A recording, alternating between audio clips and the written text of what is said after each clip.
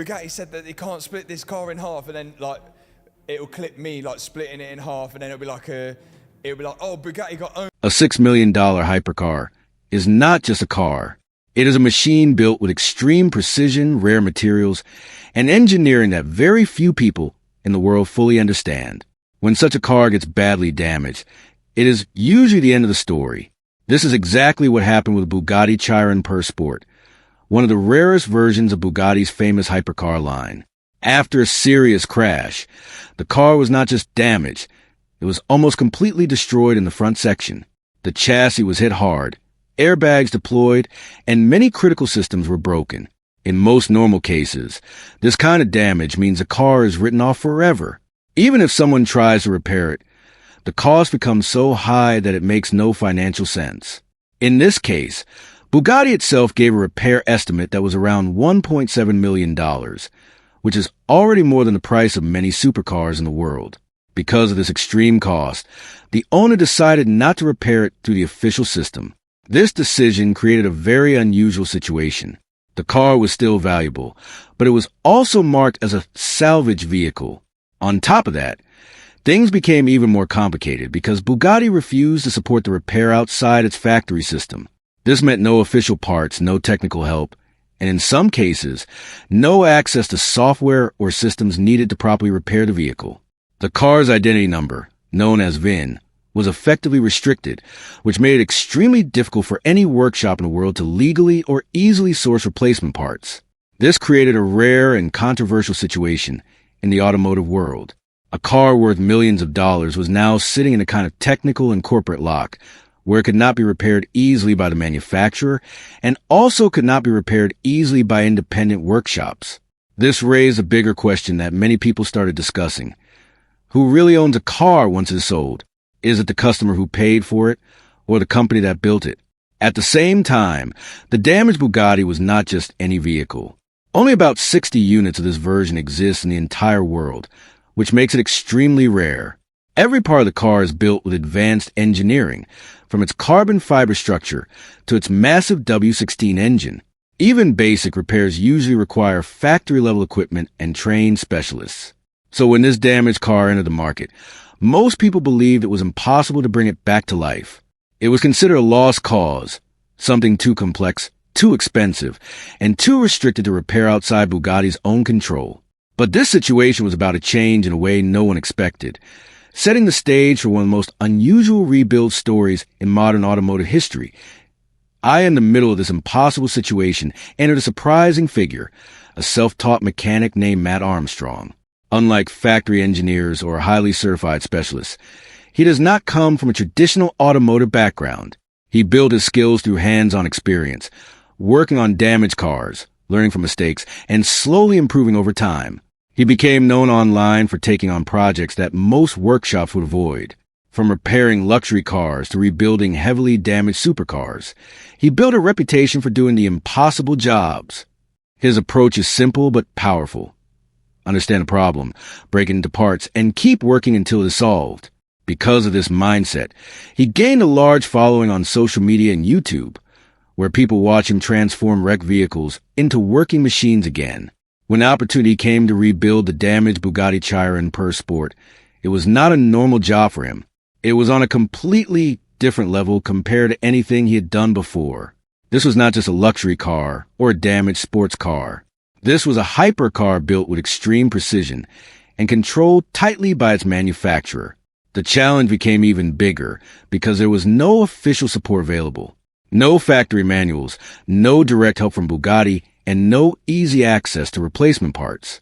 In many ways, it was like rebuilding a machine while being cut off from its original source of knowledge and supply. Despite all of this, the project moved forward because of determination and belief that even the most complex machines can be repaired if enough skill and patience is applied. The idea of a rebuild was not just about fixing a broken car. It became a challenge against limitations, rules, and restrictions set by manufacturers. It also became a test of human creativity versus industrial control. Many people in the automotive world watched closely, unsure if it would succeed or fail. Some believed it was a waste of time, while others saw it as an opportunity to prove that modern cars are still reparable outside factory systems. This mix of doubt and curiosity made the project even more interesting. As the work began, the damaged Bugatti was moved into a workshop environment far away from the luxury factory setting where it was originally built. This contrast alone made the situation feel unreal. A $6 million hypercar sitting in a simple garage, about to be taken apart and rebuilt with basic tools, determination, and creative problem-solving. This moment marked the true beginning of a journey that would test engineering limits, challenge corporate boundaries, and redefine what is possible in automotive repair. When the damaged Bugatti Chiron Per Sport finally entered the workshop, the real challenge began. At first glance, it looked like a twisted piece of expensive engineering that had lost its purpose. But under the surface, it was still one of the most advanced machines ever built. The Bugatti Chiron is not designed like a normal car. It is built around a carbon fiber monocoque, which acts like the backbone of the entire vehicle. This structure is extremely strong, extremely light, and extremely difficult to repair once damaged. In addition to this, the car uses a complex mid-engine layout, where the massive W16 engine sits tightly in the middle of the chassis. Everything is packed with precision, leaving almost no extra space for mistakes. The biggest early challenge was separating the front section from the rear drivetrain. In most cars, this would already be a difficult job, but in a Bugatti, it becomes something closer to industrial surgery. The car uses special titanium bolts and factory tools that are not normally available outside Bugatti's official facilities. Each bolt and connection is designed with extreme accuracy, meaning even a small mistake can cause permanent damage to the structure. Normally, this process is done in a controlled factory environment with advanced lifting systems, digital alignment tools, and trained engineers. But in this case, none of those luxuries were available. Instead, the team had to rely on basic workshop equipment, experience, and creative thinking. The idea of splitting a hypercar chassis in a simple garage sounded almost impossible. Yet the process had to begin somewhere. Slowly, carefully, and with constant checking, the team started dismantling the car piece by piece. Every removed bolt and panel revealed more of the damage hidden underneath. What looked like a repair job was quickly turning into a full reconstruction project. As more parts came off, the scale of the damage became clearer. The crash had not only affected the outer body, but had also shifted internal components, bent supports, and damaged systems that are normally hidden from view. This included cooling lines, structural mounts, and even parts of the drivetrain alignment. Despite the complexity, there was one important discovery that gave hope. The engine block itself was still intact. This meant that the heart of the car, the legendary W16 engine, could still be saved. That single fact changed everything. Instead of thinking the project was impossible, the team now had a reason to continue. Even though many other components were damaged beyond factory repair, the possibility of saving the engine created a new direction for the rebuild. It was no longer just about fixing a broken car. It became about rebuilding a machine from its core, step by step. Without the support of the company that originally created IDA as the teardown continued, the workshop slowly transformed into a battlefield of parts, tools, and problem-solving. The Bugatti Chiron Per Sport is designed with extremely high engineering standards, meaning every system is interconnected. Removing one part often reveals another hidden issue. The team quickly realized that they were not dealing with a simple repair job.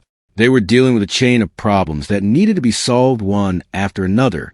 One of the most serious issues was the gearbox mount, a structural component designed to absorb impact in a crash. In theory, this part is supposed to break in a controlled way to protect the rest of the car. However, in this case, the damage was far beyond what was expected. The mount was shattered, and no official replacement was available due to the restrictions placed on the vehicle. This meant the team had to either fabricate a new one or repair the damaged structure using unconventional methods. At the same time, other systems such as coolant pipes, sensors, and alignment points were also found to be heavily damaged. Each of these parts plays a critical role in keeping the car functional and safe. Without them, the engine and drivetrain cannot operate properly. The complexity of the situation grew with every step. What made the challenge even more intense was a lack of factory support. Normally, a Bugatti repair would involve direct communication with engineers from the company, access to special tools, and original replacement parts. In this case, none of that was available. The workshop had to act as both manufacturer and repair center at the same time. Every decision mattered. A wrong move could damage irreplaceable components or make the rebuild impossible. Despite the pressure, the team continued carefully, documenting each step and testing every adjustment. Slowly, the damaged hypercar began to take on a new identity. It was no longer just a wrecked Bugatti waiting for approval from a factory. It was becoming a project of independent engineering, where creativity and skill replaced official systems. This phase of the rebuild showed something important. Even the most advanced machines in the world can still be understood, taken apart, and rebuilt by people willing to take the risk and put in the effort. The garage was no longer just a workspace. It had become a place where engineering limits were being tested every single day. As the rebuild progressed, one reality became impossible to ignore.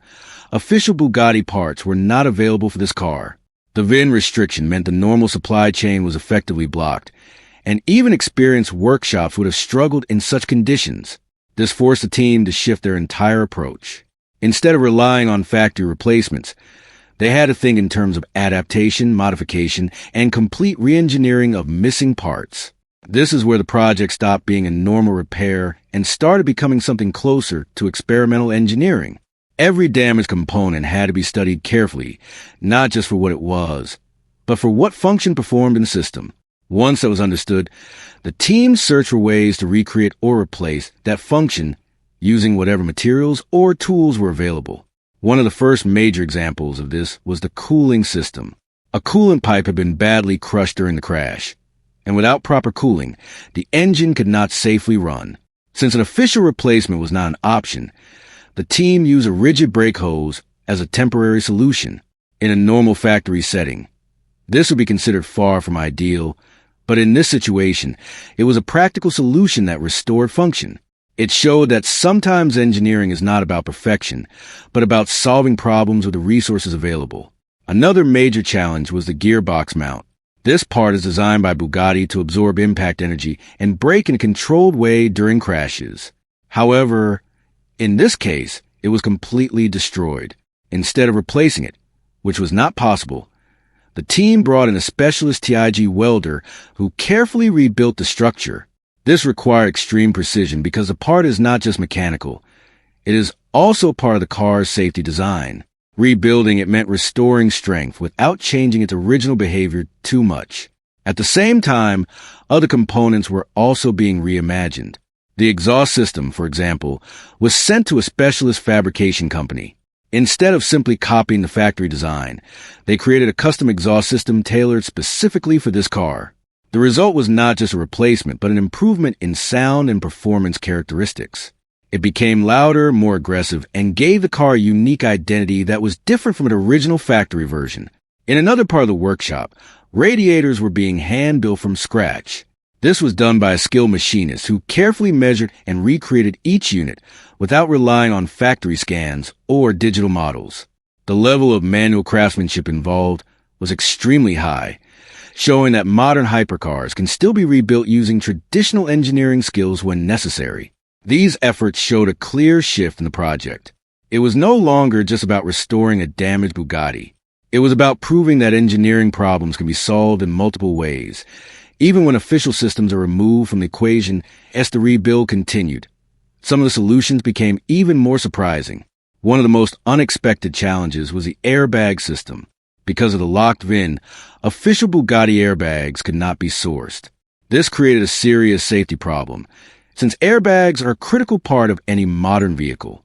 Instead of stopping the project, the team looked for alternative solutions within the broader automotive group that Bugatti belongs to. Since many manufacturers share engineering platforms and technology, they search for compatible systems.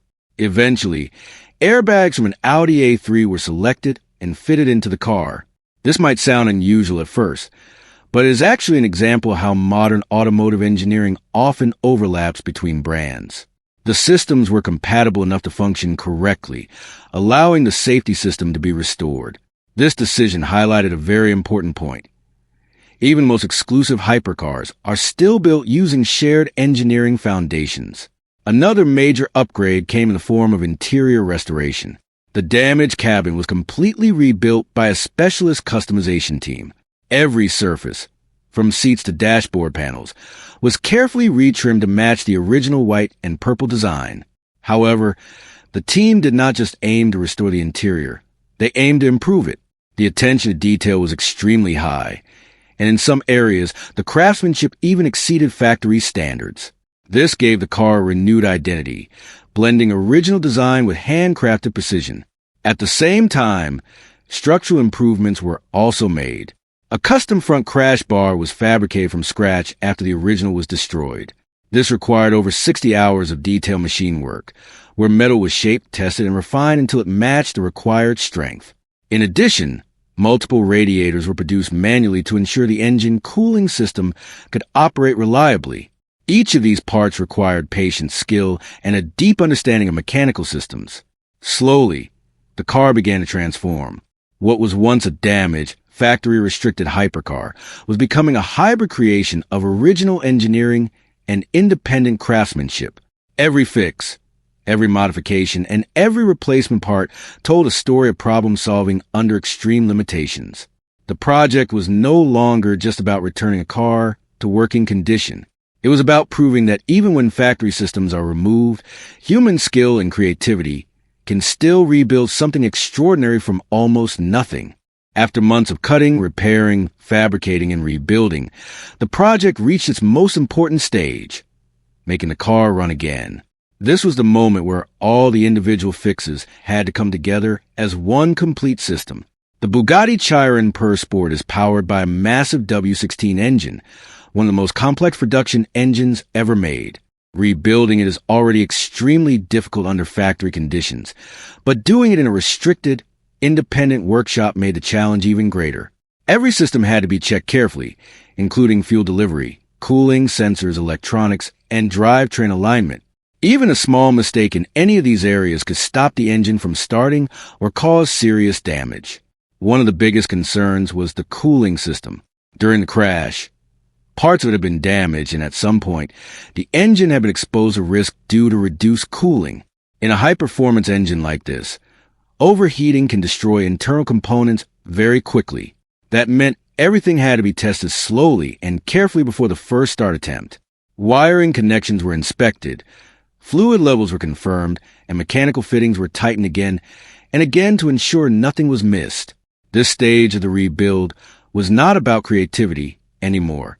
It was about precision and patience. Every decision mattered, because the engine was no longer just a machine. It was the final test of whether the entire rebuild had succeeded or failed. As the team prepared for the first ignition, tension in the workshop increased. This was not a simple engine restart. It was a result of months of work on a car that many believed could never function again. The atmosphere reflected that pressure. Cameras were set up, tools were put aside, and attention shifted completely to the final moment. The key was ready to turn, and everything depended on what would happen next.